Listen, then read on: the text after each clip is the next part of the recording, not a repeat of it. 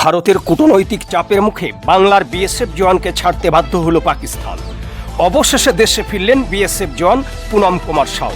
আটারি ওয়াঘা সীমান্ত দিয়ে ভারতে ফিরলেন রিসরার বিএসএফ জওয়ান।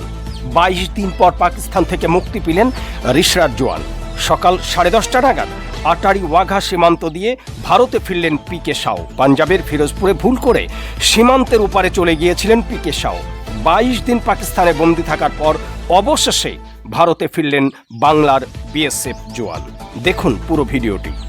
আজকে 22 দিন পর উনি এসে নিশ্চয়ই খুব একটা খুশি হয়েছে আমার। আর সব থেকে বড় কথা কি ম্যাডাম আমার কাছে 3 দিন কথা বললেন, আমাদের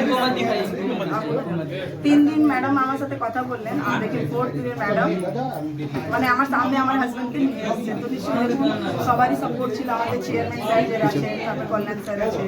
কেমন লাগছে দীর্ঘদিন পর ফিরছে? আমার ফেসের এক্সপ্রেশন দেখে বুঝতেই পারছেন আমার খুবই খুশি হয়েছে। আর আমি এই চেষ্টা করবো মানে কব মেরে সামনে आ जाए बस वैसी चीज का রিস্টার মতো সকলে অপেক্ষা করছে, কি বলবেন সার্বিক? देखिए पूरी रिश्ता वेट कर रही है और मुझे तो लग रहा है वो स्टेशन आते आते उनको 4 घंटा लगेगा घर आने में।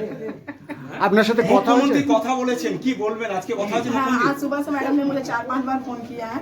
मैंने भी उनको थैंक यू बोला। मैडम आपके सपोर्ट से ही कहीं ना कहीं मुझे ऐसा लग रहा है कि वो रिटर्न आए हैं। देखिए ये सच बात है क्योंकि वो 3 दिन कंटिन्यू फोन किया, चौथे दिन वो आ गया। तो इमेजिन तो हम लोग उन्हीं को करेंगे ना कि कहीं ना कहीं उनका बहुत योगदान रहा इस चीज में, बहुत वो सपोर्ट की है जिसकी वजह से वो आए हैं। আপনি কি এখন ওখানে যাবেন না এখানে?